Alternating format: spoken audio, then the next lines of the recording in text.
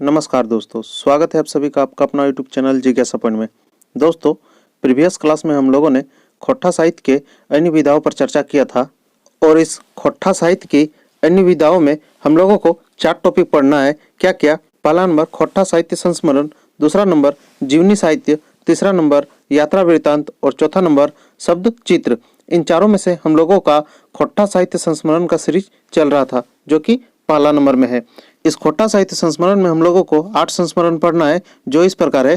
पहला में बरवड्डाक अखय बोर, दूसरा में उड़ गेलक फुलवा रह गेलक बांस, तीसरा में हंसमुख लोक कवि तितकी राय, 4 नंबर पे मने परेले आवल खेड़ाक अधपूर्वा यात्रा, पांचवा में उजड़ल खोंदा, छठा में खोट्टा साहित्यक पुरोधा, सातवां में कम्युनिस्ट विचारधारक लोक पानोरी जी और आठवां में विष्णुपुरक दुर्गा पूजा। और इन सभी संस्मरणों के साइड पे उनके लेखकों का वर्णन किया गया है, इसलिए आपको आठों का आठों संस्मरण याद करना है और उसके लेखक भी याद करना है। एग्जाम में डायरेक्ट किसी संस्मरण का नाम देके उसके लेखक को पूछ लिया जाएगा। इन आठों में पहला और दूसरा नंबर का संस्मरण बहुत ही इंपॉर्टेंट है। प्रीवियस क्लास में हम लोगों ने संस्मरण नंबर 1 बरवड्डाक अखय बोर को पढ़ा और उससे रिलेटेड सभी ऑब्जेक्टिव क्वेश्चन को डिस्कस किए। और आज के इस वीडियो में संस्मरण नंबर 2 उड़ गेलक फुलवा रह गेलक बांस को विस्तार पूर्वक डिस्कस करेंगे और उससे रिलेटेड ऑब्जेक्टिव क्वेश्चन को देखेंगे। और जैसे ही हम लोगों का साहित्य की अन्य विधाएं कंप्लीट होगी, इससे रिलेटेड सभी मिसलेनियस ऑब्जेक्टिव क्वेश्चन को हम लोग डिस्कस करेंगे। तो चलिए लेक्चर को स्टार्ट करते हैं। दोस्तों, आगे बढ़ने से पहले आपसे एक अनुरोध है कि अगर आप इस चैनल पर नए हैं तो चैनल को सब्सक्राइब कर बगल में लगे बेल आइकन को प्रेस कर ले, क्योंकि झारखंड सीजीएल से रिलेटेड और आगामी किसी भी जेएसएससी में खोट्टा से रिलेटेड जो भी मैं वीडियो अपलोड करूंगा उसका नोटिफिकेशन आप तक सबसे पहले पहुंचेगी। तो दोस्तों, प्रीवियस क्लास में जिस तरह हम लोगों ने देखा था कि खोट्टा में संस्मरण की शुरुआत ए.के. झा द्वारा संपादित पत्रिका तित की 1983-84 में देखने को मिली थी, किंतु वे बहुत छोटे आकार की थी, इसलिए ज़्यादा दिनों तक नहीं चल पाई। सबसे पहले जो संस्मरण था वो तितकी पत्रिका में देखने को मिला था, जो कि ए.के. झा द्वारा संपादित होता है, किंतु यह बहुत छोटे आकार की होती है, इसलिए ज़्यादा दिनों तक नहीं चल पाती है। इसके बाद सही तरीका में खोट्टा साहित्य संस्मरण की शुरुआत इंटरमीडिएट पाठ्यक्रम पुस्तक खोट्टा गद्य पद संग्रह 1988-89 में छपा दिखाई पड़ता है। उसके बाद जो इंटरमीडिएट पाठ्यक्रम में एक पुस्तक आता है खोट्टा गद्य पद संग्रह, उसी में हम लोगों को संस्मरण देखने को मिलता है। और इस पुस्तक में मात्र 2 संस्मरण ही छपे थे।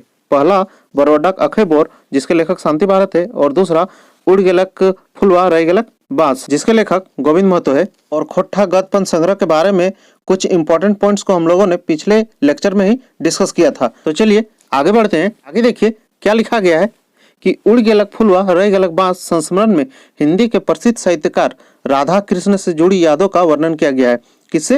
राधा कृष्ण से जुड़ी यादों का वर्णन किया गया। लेखक गोविंद महतो, जिसका उपनाम जंगली है, लेखक गोविंद महतो जी का प्रसिद्ध साहित्य राधा कृष्ण के साथ बिताए गए समय को याद कर भावुक होकर लिखा गया है। नेक्स्ट देखिए, लेखक खोट्टा साहित्य के विकास की चर्चा की बात राधा कृष्ण जी से करते हैं। ये झारखंड की नदी, नाला, पर्वत, वन, पठार, झरना, बाग बागिन, प्राकृतिक सौंदर्य पर लिखते हैं। वही यहाँ बोला गया है, क्या बोला गया? उड़ गेलक फुलवा रह गेलक बांस संस्मरण हिंदी के प्रसिद्ध साहित्यकार राधा कृष्ण से जुड़ी यादों का वर्णन किया गया है। जो मैंने पहले बताया कि राधा कृष्ण से जुड़ी यादों का इस संस्मरण में वर्णन किया गया है।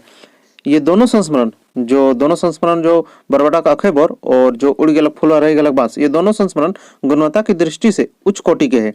इसके बाद संस्मरण विद्या में खोट्टा लेखन में शिथिलता आ जाती है। इसके बाद खोट्टा संस्मरण में रुकावट आ जाती है। 12 वर्षों के लंबे अंतराल तक इस विद्या में कोई खोट्टा रचना दिखाई नहीं देती है। 12 वर्षों के लंबे समय तक इस संस्मरण में किसी प्रकार का कोई खोट्टा रचना नहीं दिखाई देता है। लुआठी पत्रिका के प्रकाशन के बाद इस विद्या में गति आती है। इसमें लगातार संस्मरण छपने लगते हैं। उसके बाद लुआठी पत्रिका का प्रकाशन होता है। इस पत्रिका में संस्मरण छपने की प्रक्रिया तेजी होती है।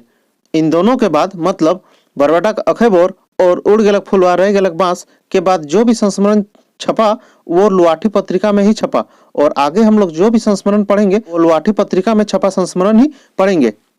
तो आगे देखिए, इसीलिए यहाँ पे नोट में लिखा गया है, ध्यान दीजिएगा कि अधिकांश संस्मरण खोट्टा की प्रसिद्ध पत्रिका लुआठी में छपा है। अतः जब खोट्टा पत्रिका का संदर्भ आएगा तो उत्तर लुआठी पत्रिका ही होगा, क्योंकि आगे का जो भी संस्मरण अब छपा है या जो भी संस्मरण हम लोग तीसरा नंबर से पढ़ेंगे वो लुआठी पत्रिका का ही छपा संस्मरण पढ़ेंगे। और एक पॉइंट देखिए, जो पत्रिका लुआठी है उसका संपादन बाली डी बोकारो से हुआ है और संपादक का नाम गिरिधारी गोस्वामी, जिसका उपनाम आकाश खुटी है, इनके द्वारा संपादन किया गया है। तो दोस्तों, जो हम लोगों का संस्मरण नंबर 2 था, उड़ गेलक फुलवा रह गेलक बांस, से हम लोगों ने जो भी इंपॉर्टेंट पॉइंट्स था इसका संक्षिप्त बारे में हम लोगों ने डिस्कस किया। अब इससे जो भी रिलेटेड क्वेश्चन बनता है, ऑब्जेक्टिव क्वेश्चन, उसको हम लोग डिस्कस करेंगे।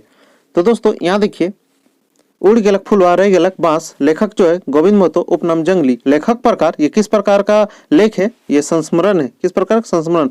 जो मन परवा लेख, जो मन में विचार आया उसके बारे में लिखा गया है। आगे देखिए, राधा कृष्ण हिंदी साहित्यकार के ऊपर लिखल संस्मरण हकै, ई लेख है। इस लेख में राधा कृष्ण साहित्यकार के ऊपर लिखा हुआ संस्मरण है। आगे दोस्तों, अगर ऊपर में हम लोगों ने जो डिस्क्राइब किया उसमें अगर ये ऑब्जेक्टिव क्वेश्चन सब अगर नहीं भी है तो आप लोगों को ये सब याद रखना है। तो यहाँ पहला नंबर देखिए, गोविंद महतो जंगली, या जंगली होगा, गोविंद महतो जंगली कखन से राधा कृष्ण के जाना हलत। जो गोविंद महतो लेखक थे वे राधा कृष्ण को कब से जानते थे? तो वे 1961-62 ईस्वी से जानते थे। नेक्स्ट क्वेश्चन देखिए, राधा कृष्ण जी रामगढ़ कब आयल हला। जो राधा कृष्ण थे वो रामगढ़ कब आए थे? तो 1940 के रामगढ़, यहाँ रामगढ़ होगा, 1940 रामगढ़ कांग्रेस सम्मेलन के बेर में। जो 1940 में रामगढ़ में कांग्रेस सम्मेलन हुआ था, उसी वक्त राधा कृष्ण रामगढ़ आए थे। नेक्स्ट देखिए, बोला जा रहा है कि राधा कृष्ण जी रामगढ़ केकरा केकरा जानो हला। जो राधा कृष्ण थे वो रामगढ़ में किसको किसको जानते थे? पहला ऑप्शन है जोगीदास महतो केथा के, हरिहर पाठक रामगढ़ के, चुंती बाबू गोला के, या ये सभी के।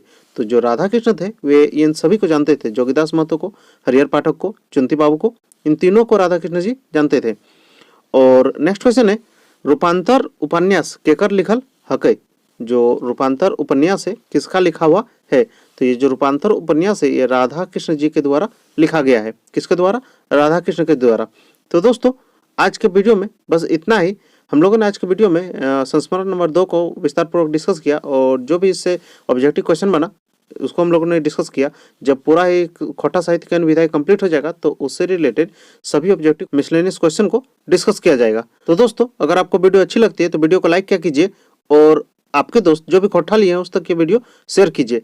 तो दोस्तों, फिर मिलते हैं नेक्स्ट वीडियो में आगे के संस्मरण के साथ। तब तक के लिए धन्यवाद।